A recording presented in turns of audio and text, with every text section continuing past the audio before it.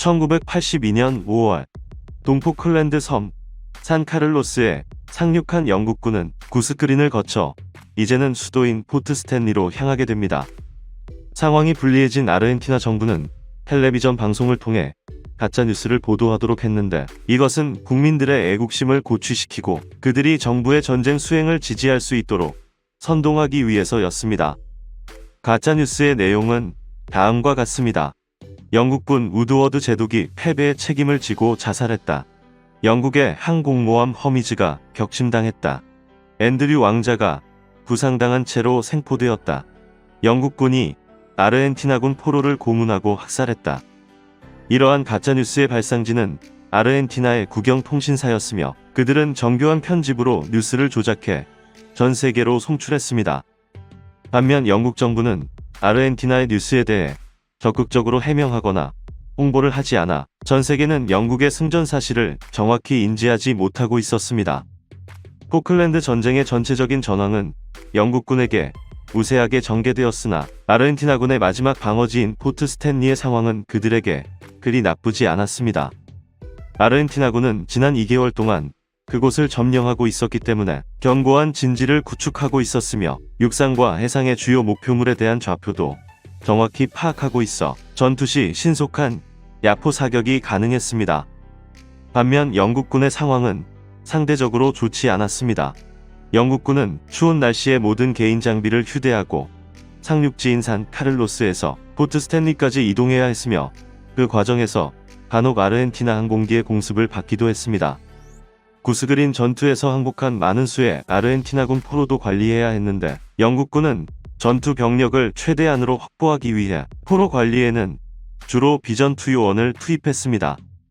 무엇보다 포트 스탠리를 공격하는 데 있어서 민간인들의 피해를 얼마나 최소화할 수 있느냐가 영국군의 가장 큰 고민거리였습니다.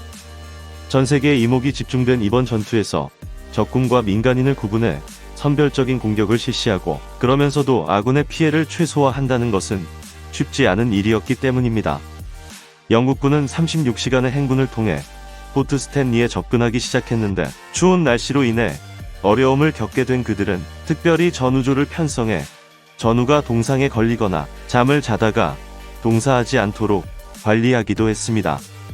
헬기는 운송수단이 부족한 영국군에게 매우 소중한 장비로서 각종 무기와 탄약, 물자들을 필요한 곳에 수송해 주었는데, 이러한 헬기 전력을 유지하기 위해 조종사와 정비사들은 많은 노력을 기울여야 했습니다.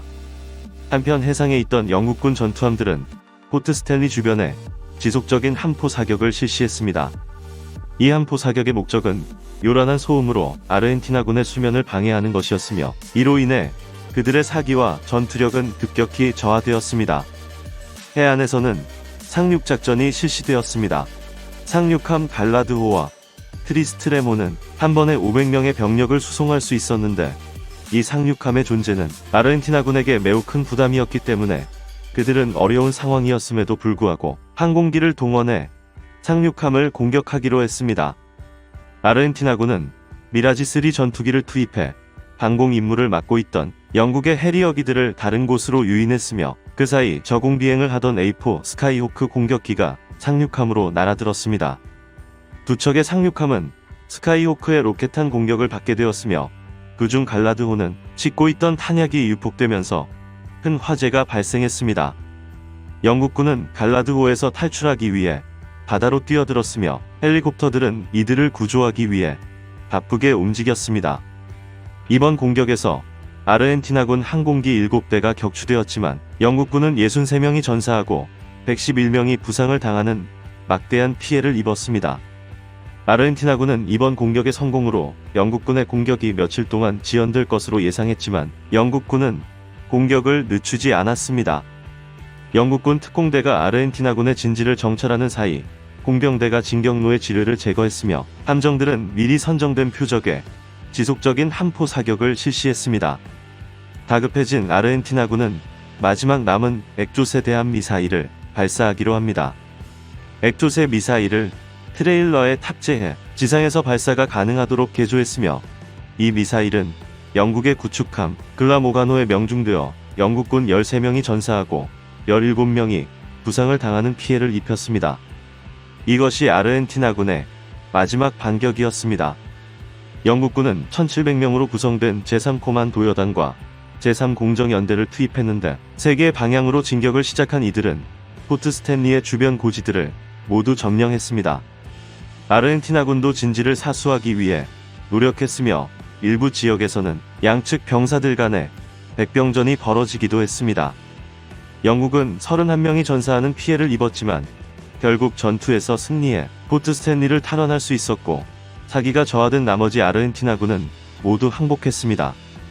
1982년 6월 14일 포클랜드의 영국군 사령부는 다음과 같은 전문을 암호가 아닌 평문으로 공국에 타전했습니다.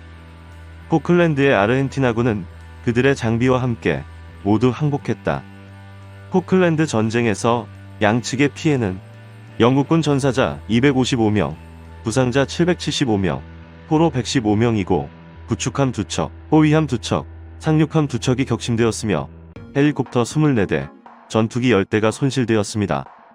아르헨티나군은 전사자 649명, 부상자 1657명, 포로 11,300명이고 순양함 1척, 잠수함 1척, 각종 함정 6척이 격침되었으며 헬리콥터 25대, 전투기 35대가 손실되었습니다.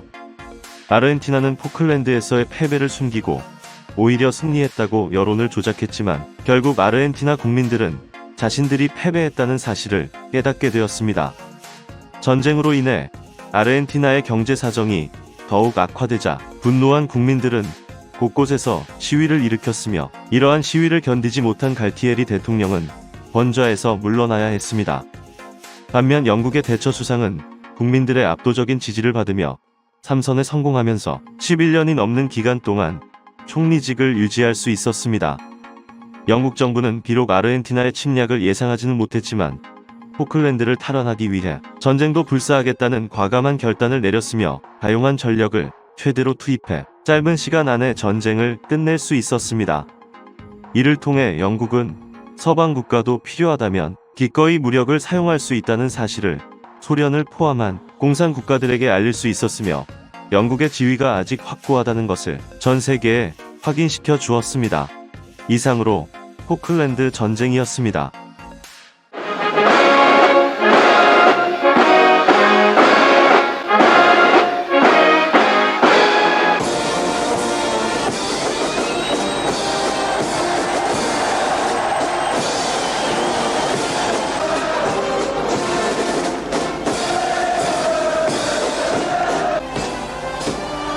The dark side was a sea of joyous reunions for hours.